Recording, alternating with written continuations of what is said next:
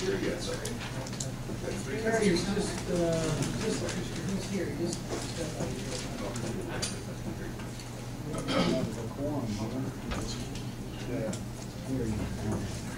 That's right, Terry. We're waiting on you. Could I stand and pledge allegiance to the flag, please? Pledge allegiance to the flag of the United States of America and to the republic for which it stands, one nation, under God, indivisible, with liberty and justice for all.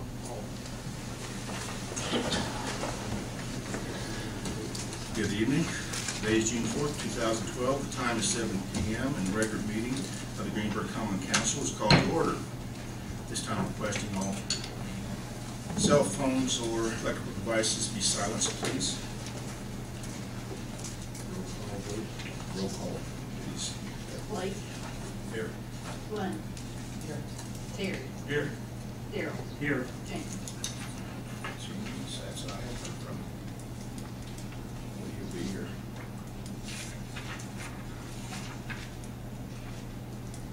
On the minutes, do we need any changes from the way they were delivered from the May 7th meeting?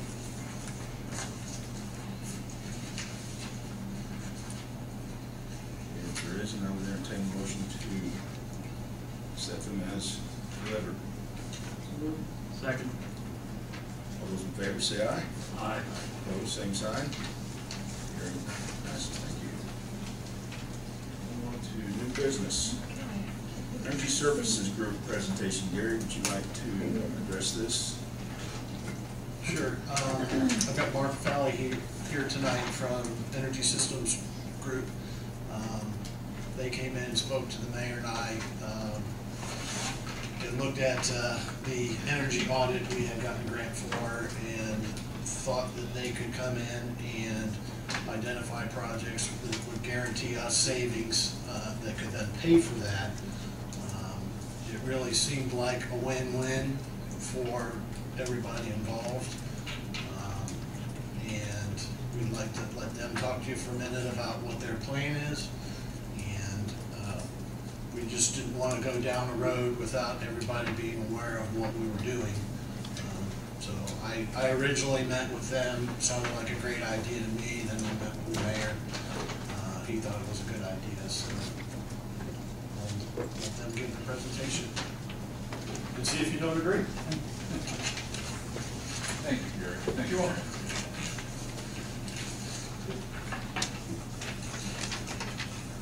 Good evening. My name is Mark Falley, and I have two associates with me, Rick Doss and David Reitzman, and we appreciate the opportunity to talk with you tonight. Basically, what we're talking about is building on some efforts that you have already embarked on in terms of energy efficiency and looking at opportunities for improvement.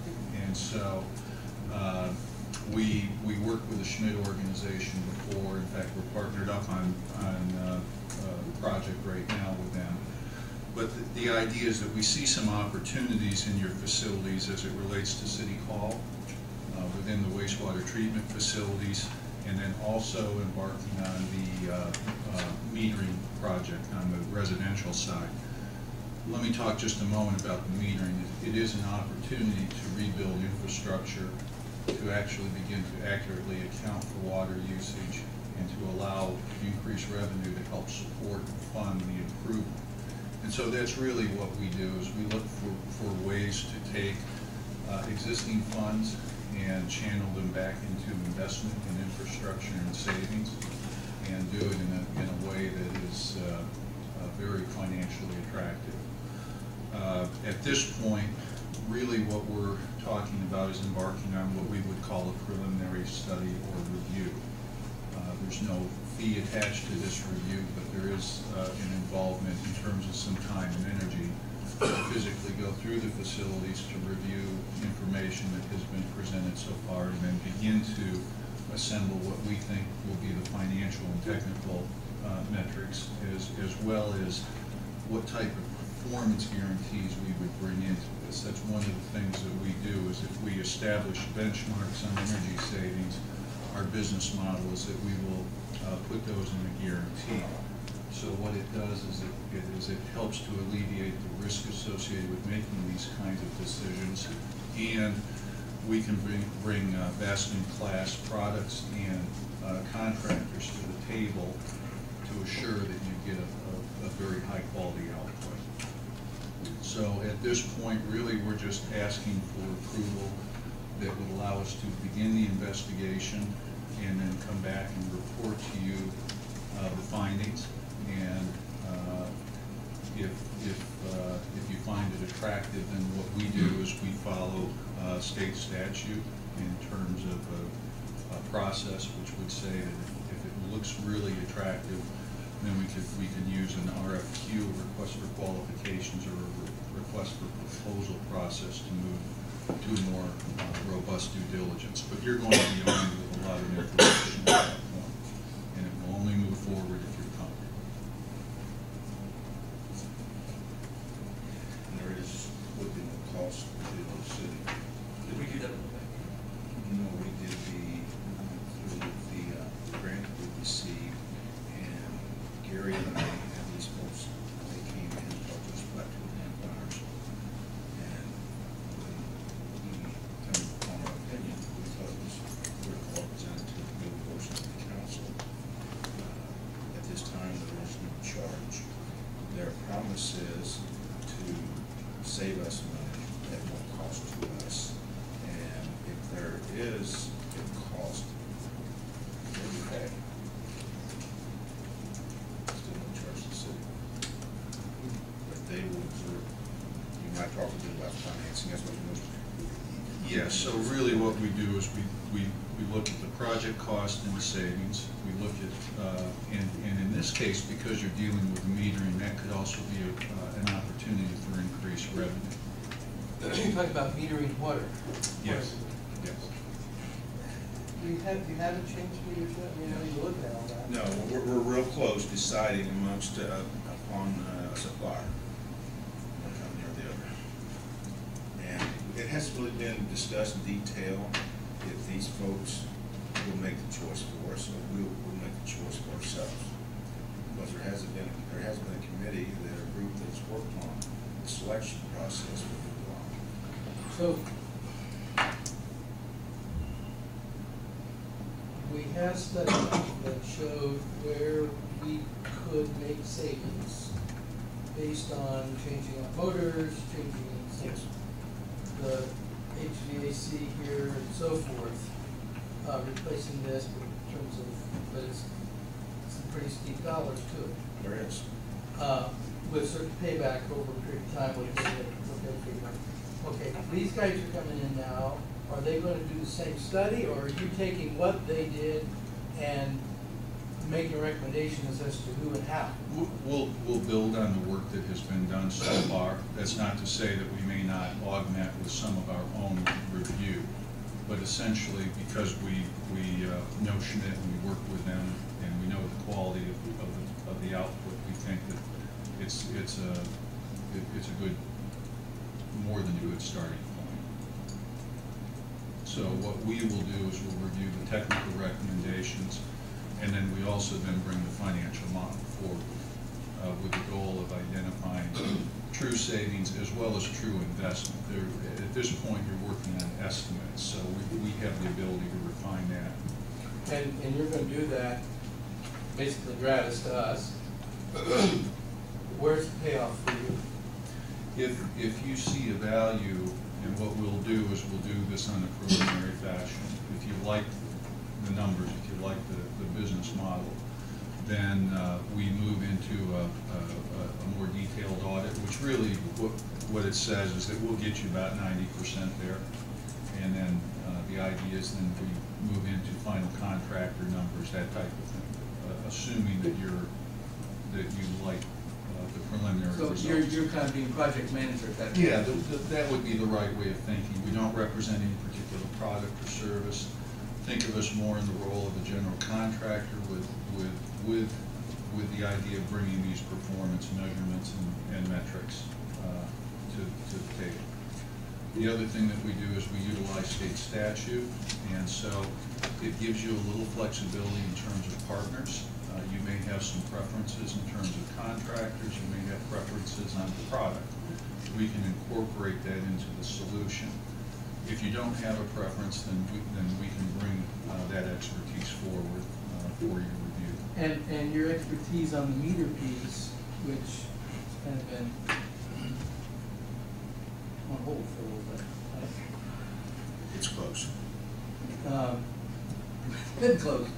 Well, I don't think it really has it, but it is Oh, okay. now. Well, whatever. I mean, I just know it's been in discussion for a while. Yes. I guess I should put it that way. What are you gonna bring to that process? It's a really good question. We know that there's been due diligence that has been done, so if you're at the point where you're ready to make a decision on product, we're fine with that. The things that we do is we actually will do a statistical sample of the existing meters. We want to validate that what we think that the return is will be validated, so we actually go through a statistical process to validate that. The other thing that we will look at when you're dealing in a project like that, what I'll call the back office integration, as you begin to implement these improvements, they have to marry up or match up to your billing system. And so that is the part that generally is not, people don't do their homework. And so that's the part that we really look at that integration. So as the meters are replaced, assuming that the numbers are as good as what we think they are going to be, that as we go through that process, it matches up to your billing system.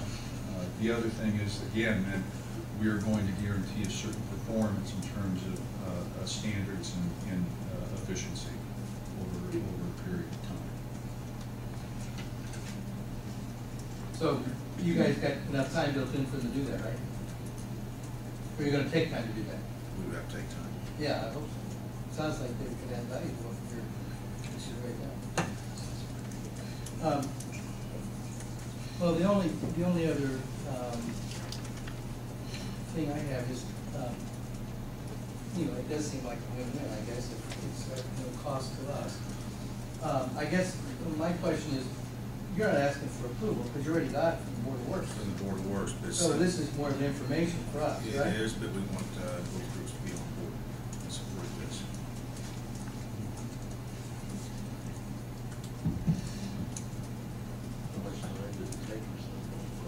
That's a good question. Dave, I might approach you on what you would see as an appropriate. Because a lot of the data and homework's already been done with the Schmidt study, we think we can accelerate this and have your report back in about 30 days. And a lot of it's finance as well. How much do you want to invest? How quick? What's the payback? What's the priority? You hit the most logical and easiest ones first to save the greatest amount of money that you can afford. It's an investment. And the council's definitely involved in that.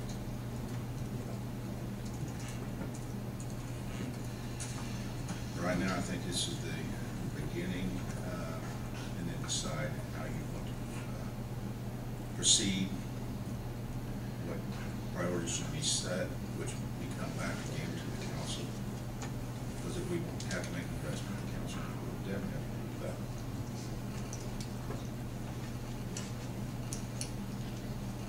So, Yeah. we don't need a vote to bring I like we- or do we need a vote or anything here, do we? No, Okay. Good luck, gentlemen. Very good. Thank you very much. Next item on the agenda, Anna Idle, ETC. Information. Yes, just information. I got a lot with me though, but you guys probably don't want to see it all. Here's my note.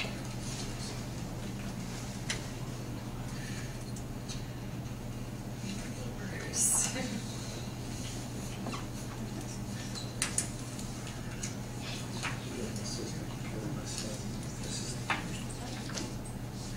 Hey.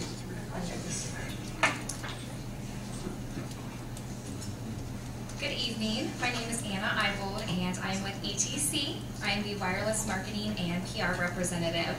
And I basically came here this evening to give everybody a courtesy call, get a blessing that we are working on bringing 4G wireless broadband to the Greensburg, the Decatur County area. So the PowerPoint slides I have for you this evening, you guys are probably familiar with enhanced telecommunications since we are here in this community. We are going to 7 different counties, so a lot of them we are not in yet. So this has company overview, but you guys are familiar with us. We have an office just right up the street.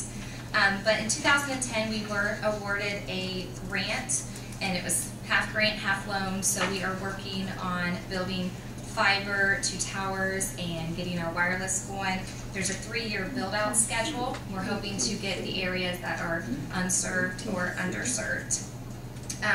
With the key success points, it is going to be in 7 counties: Decatur, Jefferson, Jennings, Ohio, Ripley, Scott, and Switzerland. And right now it looks like there's 32 tower sites and over 100 miles of new fiber being built. We do have a lot of fiber in the Greensburg area, so that won't change too much, but the speeds are going to be 6 meg, and again, this is going to be for the rural areas that currently do not have anything in place. I do have a coverage map on there if anybody's interested in looking at that. Also, pictures of the subscriber equipment. We have an MBR, and we also have a wireless air card so they can travel with that, but it has to be within our 7 counties.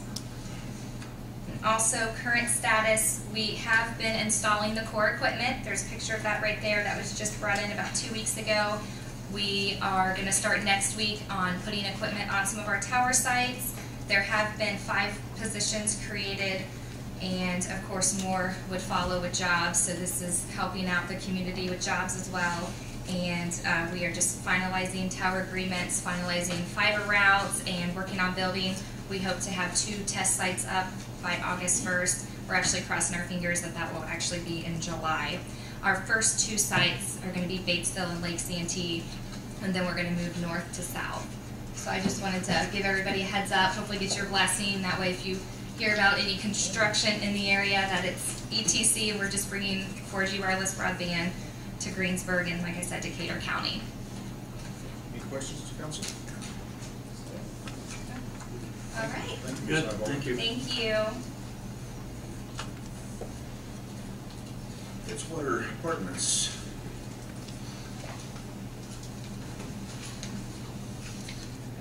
Thank you. Good evening, council members, Mr. Mayor. I'm Tyler Kloshnik with Ice Miller in Indianapolis, here representing Village Community Partners 2 Limited Partnership, which is the owner and operator of the Edgewater Apartments. I've come before you tonight to ask for an amendment with respect to existing bonds outstanding. In 1994, the city issued bonds on behalf of the issuer, in effect lending its tax-exempt status to the borrower, for the borrower to borrow at a lower interest rate. This was for the original acquisition and construction of the apartments. In 2002, subsequently the city again issued bonds on behalf of the borrower, again to realize a lower cost of capital and borrowing to refinance those 1994 bonds. As part of both these issuances, the borrower, the city, and a trustee were required to enter into a regulatory compliance agreement, which provides certain federal tax requirements in terms of tenants, income requirements, and so forth. Fast forward to today, oh, and I should mention on all these issues, of course, the city was not liable in any way. The borrower was subject to making all payments from revenues of the project. It wasn't constitutional debt of the city. The city was not liable in any way. So fast forward to today, and HUD has provided a commitment for a loan to refinance the existing outstanding 2002 bonds, again for interest rate savings. This loan will help to pay off the outstanding bonds, take out those bonds, and the city of Greensburg bonds will no longer be outstanding in the market. As part of the loan that HUD is providing, they require the regulatory agreement that's been recorded as part of this bond issue to be subordinated to the mortgage that they're going to have on the project. They don't like anybody in front of them. So that's what the ordinance before you, the content of it specifies. I also understand Barnes and Thornburg has provided an advisory opinion to the council and the city in terms of stating that there will be no liability or effect on the city by means of this transaction. I have with me tonight representatives of the borrower from both the financing side, Jared Hauser, and from the management side, Juanita Henderson. If you have any further questions on the project or the bond issue and the refinancing, I'd be happy to answer them. I'll refer to our attorney. Council, this is it's more of an administrative matter for Edgewater than it is impacting the city's revenue bonds. As Tyler's indicated, there's no liability exposure with respect to repayment from the city. It also does not impact your constitutional debt limit, so it doesn't impact your ability to finance for future projects. Really, it's an opportunity for the developer within the community to get better interest rates than they currently have, and the subordination request really does not impact the city either. It's just HUD takes a higher priority than does the LURA. So we've elicited, just for the city's comfort, we've elicited an advisory opinion from the city's bond counsel on this project. It's an expense that was borne to the developer, and we have our own independent advisory opinion here indicating that they recommend approval. So I think it's, again, Tyler said this in his letter, it's an innocuous event, but it's a good thing for the community.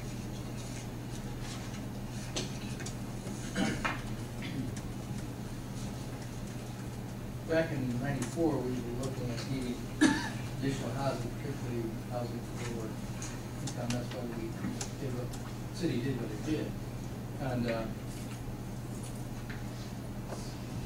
makes sense to do what you're doing now in terms of interest rates. But I have a question. Did you say, I'm not sure if you indicated that this was going to take care of all the outstanding bonds or only some of the outstanding bonds? The HUD loan will in part fund part of the refunding, and there's also equity coming from the borrower to help offset the spread between the two, so they will be fully paid off. So if they're fully paid off, then why do we need to make this subordination if it's be a moot issue then, wouldn't it? Under the federal tax code, these requirements that are specified in the land use restriction agreement actually continue until the bonds are paid off, and that'll be 30 days after the HUD loan closes. Okay. So in 30 days, it will be Right. the issue. Okay, and so really this is really is just a legal hoop for that. Okay, I guess we'd also ask that this be passed in one meeting. Yeah, I apologize for that. Tyler did also say, and I hope that was, the July 13th, I think is their deadline for HUD, and they need to take care of some administrative matters between even now and our next meeting. Okay. So if they politely requested that the council entertain suspending the rules. just another clarifying question. Sure. The way this thing reads, and it might just be legalese, and bear with me if it is. Now therefore be it ordained, the substantially final form of the amendment is hereby approved.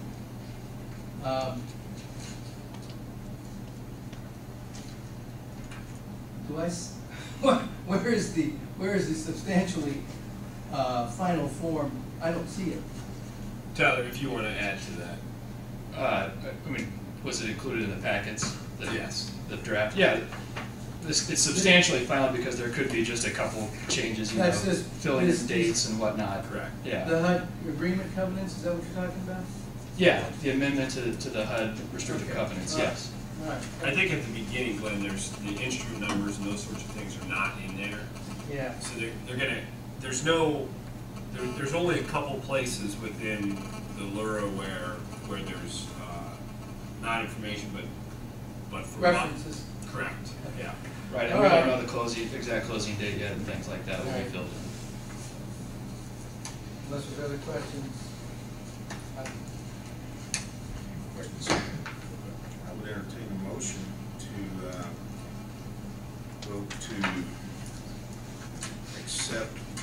request of us ordinance 2012-8.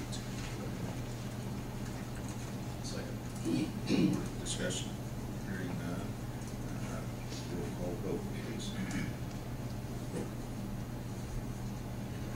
Terry, Yes. Daryl, Yes. Blake, Yes. Glenn. Yes. I would entertain motions to suspend the rules. So moved. Second. Roll call, please. Blake, Yes. Terry, Yes. Glenn. Yes. Daryl. Yes. Second motion. Move to pass ordinance 2012-8 on second reading. Second. Roll call vote, please. Terry, Yes. Blake, Yes. Daryl, Yes. Glenn. Yes. Motions to suspend the rules. So moved. Second. Roll call vote, please. Terry, Yes. Daryl, Yes. Blake, Yes. Glenn. Okay, need a motion for, to move 2012-8, third reading. So moved. Second. Any further discussion? Hearing none, roll call vote, please. Blake, Yes. Terry, Yes. Glenn, Daryl. Yes. Thank you, council, passed. Thank you very much.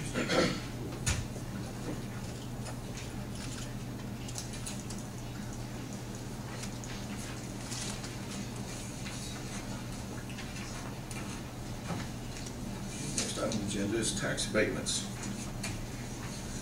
The abatement committee has met and are in agreement to renew all of the existing abatements. And that would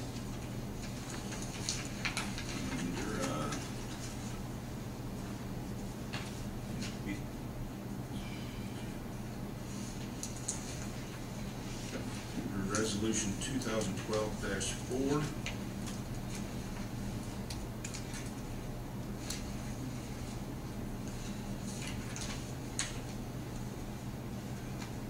So you want to group these together then? Yes, I think we should. Which are those 1, 2, 3, 4 abatements.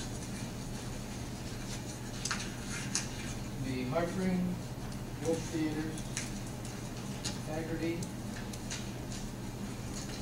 K-Fab. I thought K-Fab is a new one. It is. It is.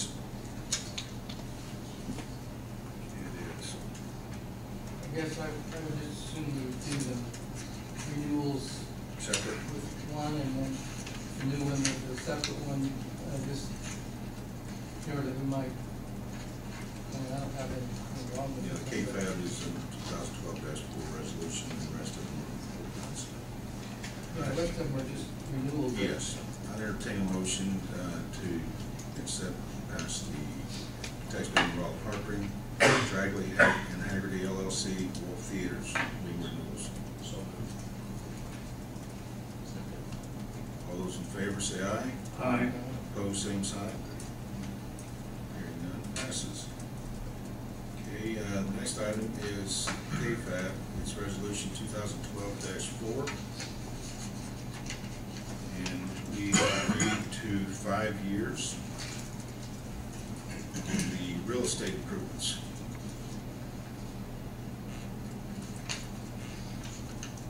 And what we're doing here is, it's an expansion. Yes, that's The building? Yes.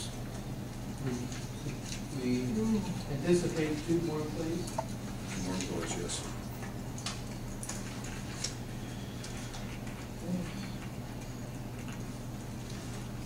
Make a motion, we pass resolution 2012-4. K-Fab, 5 years.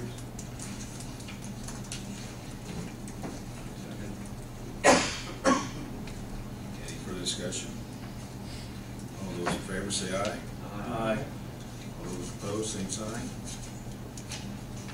Resolution 2012-4 passes.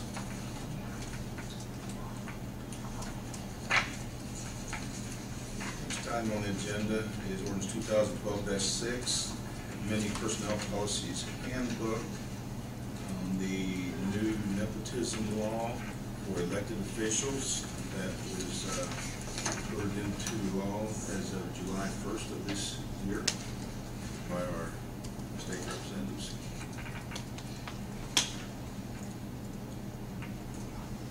And this is law, but we have to accept it. If we do not take action on it, our budgets will not be approved. Be a good idea to accept that.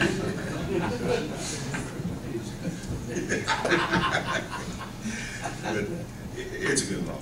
It's a good law. And once we do that, and you see down the agenda, the next thing is to this right here, it will be put into our personnel policies handbook, which will have to also, that will be accepted now, then, won't it, Tim?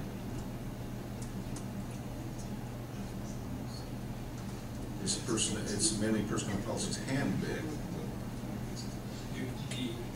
The way I envision this working is the ordinance that's being adopted approves the changes to the personnel policy that's already, I think, already been And we already approved. have a contract for the fixed, with that language in there. Yeah, so it'll be mod major handbook, we won't have to address it again once we do this tonight. Yeah. And it's written, it's presented as if it was in the handbook. Yes. And I guess that's my question. It's not an ordinance form. We don't have it, we don't have ordinance number 2012-6. 6. And we just, That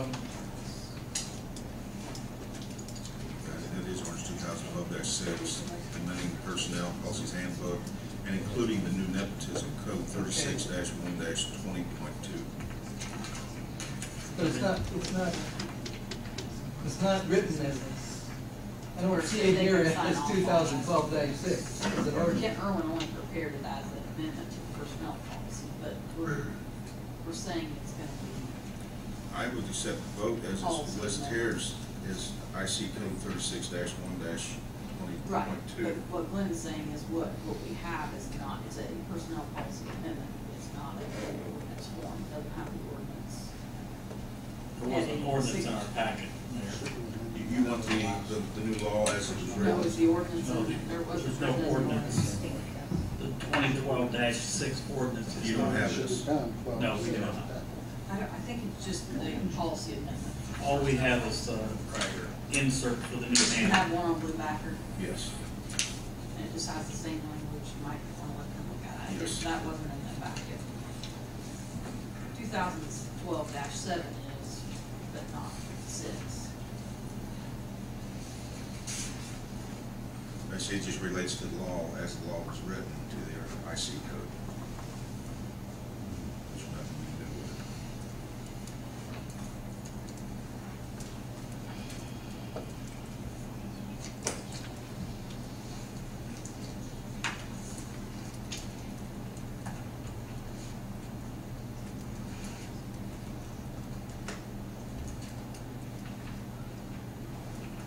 Okay, so all the ordinance is doing is referencing with. Yes.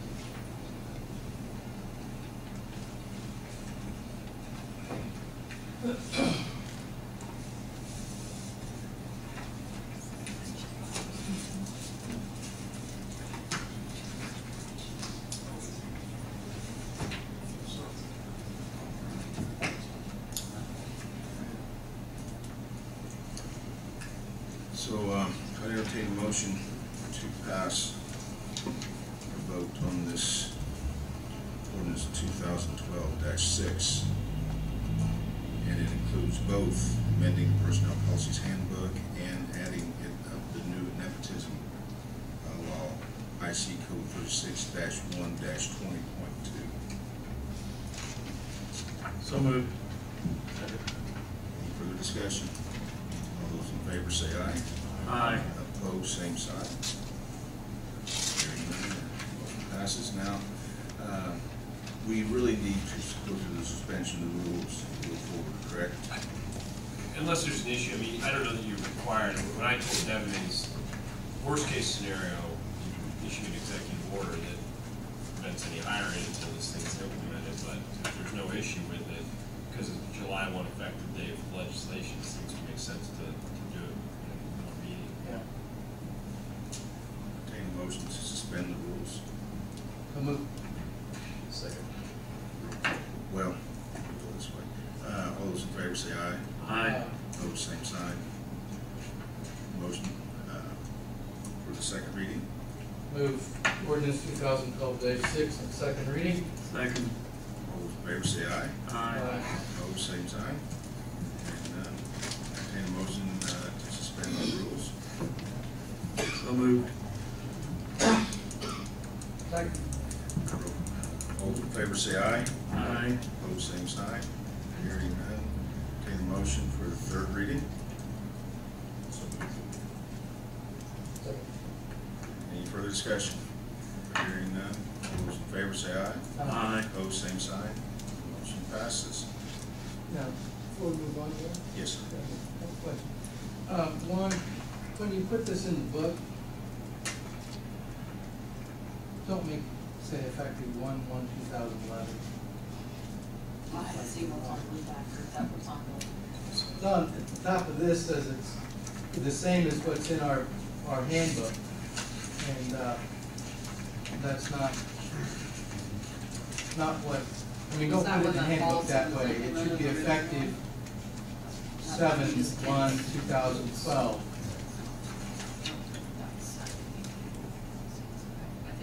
I don't know why, because it reads 2012 at the. Well, I know, but I don't know if that's. if you look at the handbook, I think it's just taking a template out of the handbook.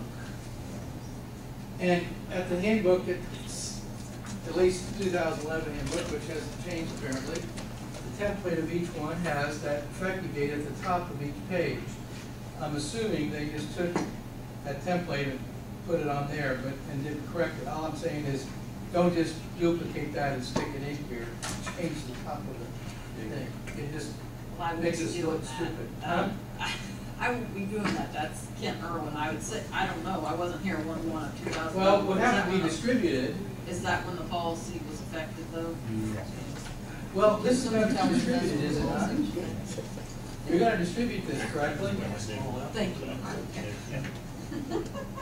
Yes, it'll be distributed like that, and then be added to the handbook as well. All the Right. employees will receive it, and then we'll put it in their handbook. All I'm saying is when you distribute it, don't make it It'll be look- distributed the way that you see it, because I won't be reviewing it. It's coming from Kent Irwin. He's contracted. Well, then, all Kent Irwin You got the wrong tell you date to on. change the effective date. I just think it's incongruous and it looks silly. Really noted. The effective date is July 1/2012, and you got the top of the page saying it's effective on July 1/1/2011.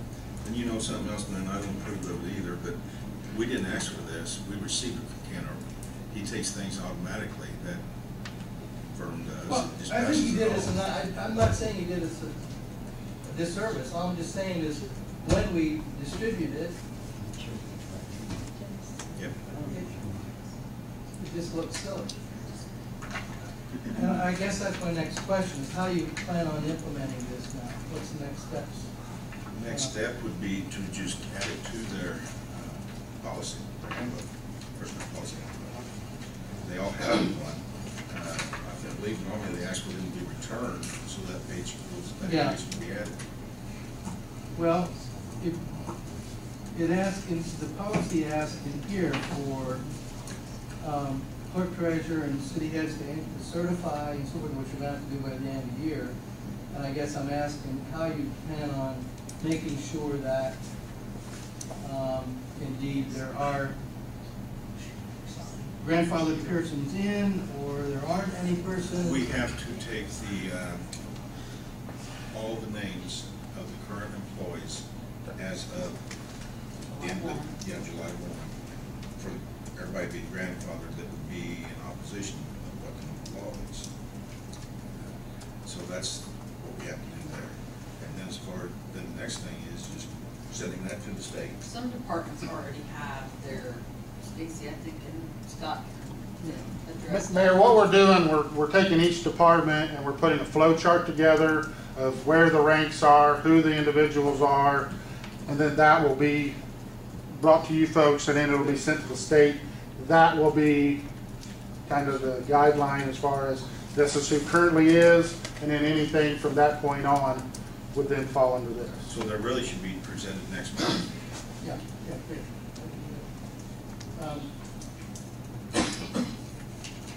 On this contracting piece with the city,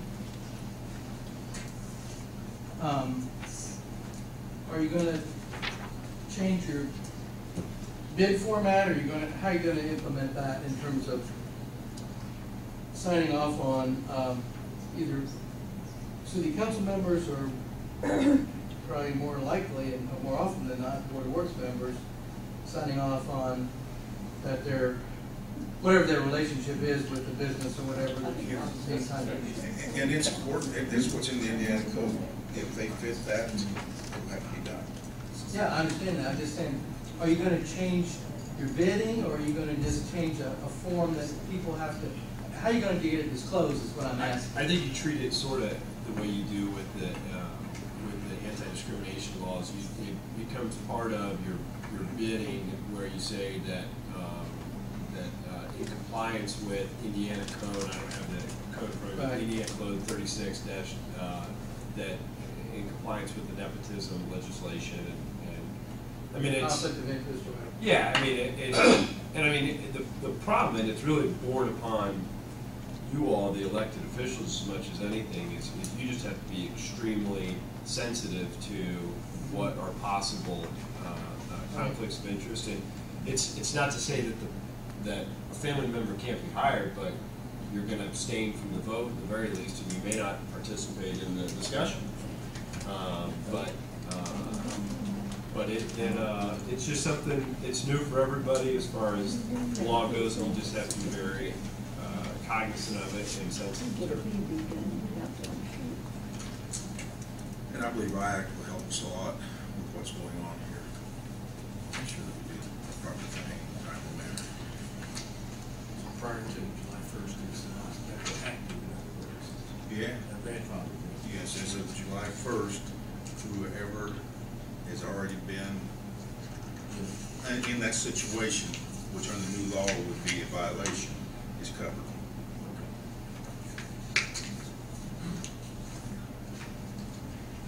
Okay, next item on the agenda, ordinance 2012-7, amending ordinance 2008-23, animals of the municipal code, and basically what has happened, this has been added. It's common sense. It's a shame you have to put things in common sense, but to be able to enforce it, if a violation was seen or occurred, then it'd have to be black and white. Or something else in a pile, maybe. It's a shame. I have people call and say they're doing it in my yard. So they throw it out in the street. And the next time the same people again say throw it on the sidewalk, and those people will walk through it. And there are people that do the right things. They pick up after their animals and dispose of it in a proper manner. I've seen people do it. But there's still the very few that don't oblige the law, or common sense and respect for others. And this is what this amounts to. It happens. People leave their animals around, they do the natural thing, and they leave it. I just don't know how we're going to enforce it. You know, I mean, I'm not opposed to it. I understand you gotta perhaps have to do it, just, but it seems like it's gotta be. Not each councilman is responsible for his own district. That leaves me off then, thank goodness. No, you got them all covered. But you know, really, for somebody to do something like that, I would encourage one of our police officers, if they seen this happen and the person walk away, I would encourage them to cite yours. In that case, I agree. I think, I just, in those cases when nobody sees what's happening, how you gonna enforce who's? In so many cases, It'd be difficult. in so many cases, the people don't care. They're used to doing what they want without any ramifications from their actions. I move that we pass ordinance 2012-7. Second. Further discussion, all those in favor say aye. Aye. Opposed, same sign. Now, there is, we probably better read this again next month, and let that, we can do it next month. Yeah. Yes, because it does have finances attached to it, violations, so we can take the second reading and suspend the rules, do the third reading next month if we want to, correct? Yeah, if your intentions are to have a subsequent reading, you can still do the second, or I'm sorry, 3 readings, I think you have a second reading.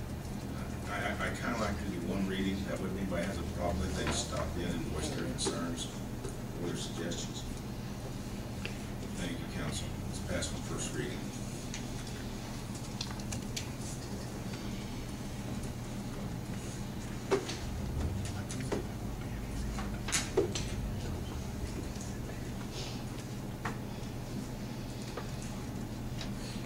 Okay. Is there anything from the council? Any questions or concerns? I've got several, but I don't like, I mean, I'll let others. Good. Lynn? Just wanted to follow up. Mark, you had, still here? You had, we talked about the Brooklyn intersection and come up with a kind of a solution there. I don't know what next steps are, if you're taking any steps to implement that. We make a formal request to NDOT, and then they will make their own determination. Okay, who has to make that formal request? You or the mayor? Or? What I've done right now, we're in the middle of, Glenn. I've moved on to our state representative and voiced my complaints to him. He is supposed to voice his concerns to NDOT and see where that gets us. His concerns about the intersection as well, we've been discussed. He understands the situation. He's going to do what he can. Now, like I said, they have approved us to put up our own lighting if we want to, right? No, we haven't submitted that formal. But they request. would. That was their intent. They would consider it. They never said they approved that. But what you have proposed is a lot less expensive and a lot less maintenance with regard to ongoing kinds of costs, and it might solve or not solve, but at least help alleviate some of that. That would be a quicker fix to Yeah, getting light up. Right. The first thing you do is you see if you can get them to do it. Then the second alternative, if they choose not to, then Indiana code allows us to ask them in writing if we can place those. Because that is considered a traffic control device. Mm-hmm. Okay. And you have to have written authorization from NDOT to do that. Right. I guess, notwithstanding your effort with getting Fry, I understand that, but just from the standpoint of getting something moving on it, one, and two, if they agree through his efforts or others to do some lighting, what we're asking in this case would only, the lighting would only augment, it wouldn't detract, I mean, it wouldn't be contradictory to it all. I mean, so this could be a first step, even if the other moves forward. Could we present that to NDOT? That you talk about the reflective striping?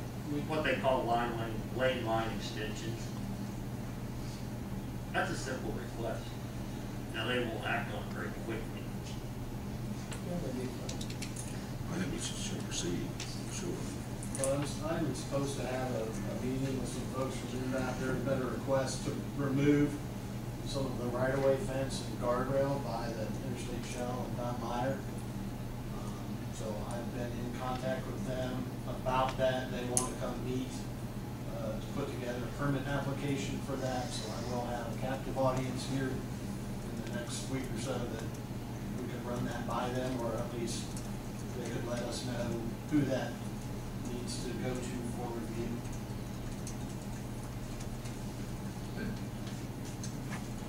Currently, there's no one in position that makes that determination to see we're wrong. Well, maybe just by some, we'll move up the chain. It'll get the maximum. And you know, we have not presented that to our representative yet. Maybe if we had that in there, we can get that whenever possible.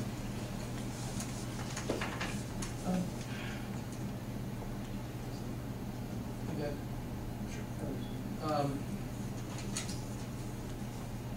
I guess I would like, if Daryl wouldn't mind, give the rest of the council just a real quick highlight of what happened at the board's meeting, the salient pieces anyway.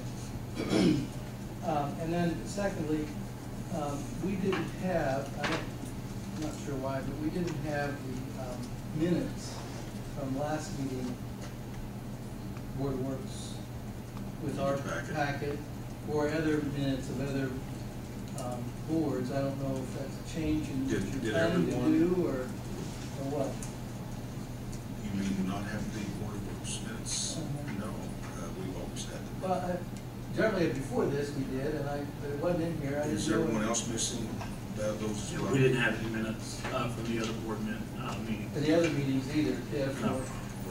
or the other pieces, whether it's water